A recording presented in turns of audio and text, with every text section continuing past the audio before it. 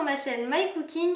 Aujourd'hui on va faire une recette tirée du livre de Christophe Felder qui s'appelle Pâtisserie. C'est une bible pour ceux qui aiment la pâtisserie et bon, il coûte assez cher mais ça vaut le coup.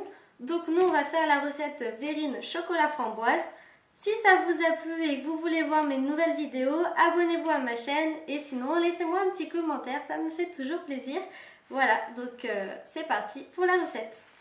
Pour les verrines, vous aurez besoin de 4 jaunes d'œufs, de 80 g de sucre en poudre, de 15 cl de lait entier, de 10 cl de crème liquide entière, de 250 g de pulpe de framboise et si vous n'en trouvez pas dans le commerce, vous pouvez prendre 300 g de framboise fraîche ou surgelée. Pour ma part, c'est surgelé puisque c'est beaucoup moins cher. Ensuite, 200 g de chocolat noir, entre 60 et 70% de cacao. Puis, il vous faudra préparer 6 verrines, un thermomètre si vous en avez un tamis, ensuite un saladier avec de l'eau fraîche, un peu plus grand que la casserole que vous allez utiliser. Pour faire de la pulpe de framboise, on va les mixer et ensuite on les passera au tamis.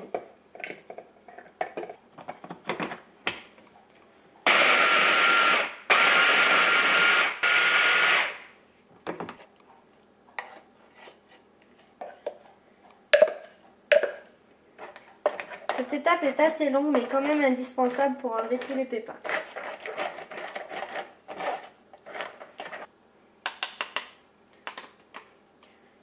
À la fin, il nous reste quasiment plus que les pépins.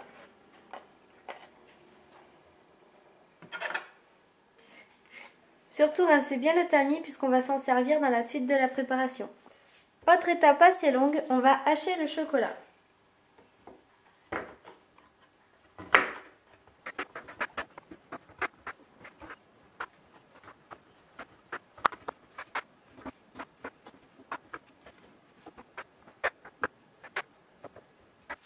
Voilà le résultat.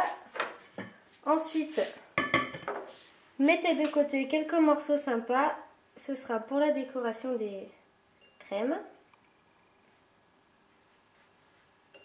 Et ensuite, vous versez le reste dans un saladier qui ne craint pas le chaud.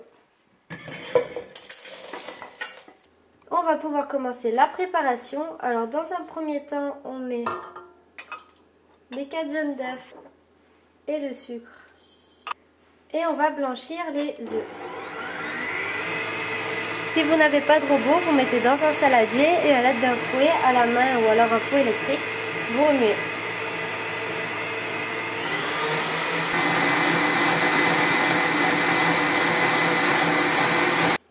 Une fois que les œufs sont blanchis, on met la crème entière et le lait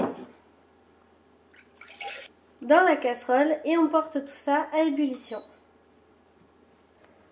Dès que ça bout, mettez le lait et la crème dans votre saladier ou votre robot. Mettez bien la casserole de côté puisqu'on va s'en servir à nouveau et mélangez à vitesse moyenne. Une fois que c'est bien mélangé, vous remettez sur feu doux et ensuite vous mélangez avec une spatule afin d'obtenir une crème onctueuse. Et donc si vous avez le thermomètre, vous le placez à l'intérieur et il faut obtenir 82 degrés.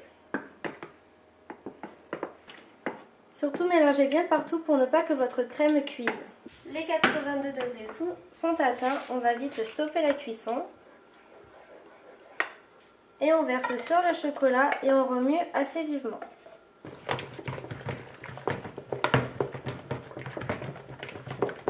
L'intérêt d'avoir fait des copeaux de chocolat fin, c'est qu'il a pu fondre rapidement quand on a versé la crème dessus. Et maintenant, ce que l'on tente d'obtenir, c'est une crème la plus lisse et brillante possible. Je pense que là, ça ira. On peut maintenant verser la pulpe de framboise et mélanger de nouveau.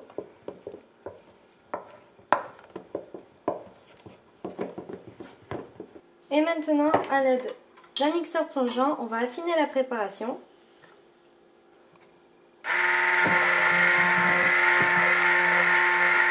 Une fois que c'est fait, on passe la préparation au tamis pour affiner encore et encore.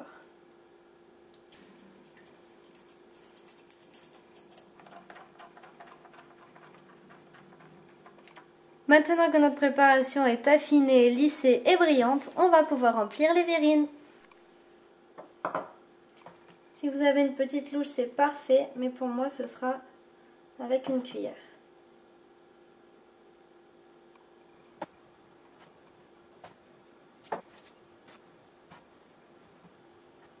De mon côté, j'avais préparé 6 verrines pour le repas de ce soir, mais vous voyez, il en reste au moins de quoi en faire 2. Donc la recette, c'est pour 8 verrines. Et maintenant, c'est direction le frigo pour au moins 2 heures. Les 2 heures au frigo sont passées. Avec les copeaux de chocolat qu'on a réservés tout à l'heure, on va pouvoir les mettre au-dessus comme ça. Et maintenant, régalez-vous!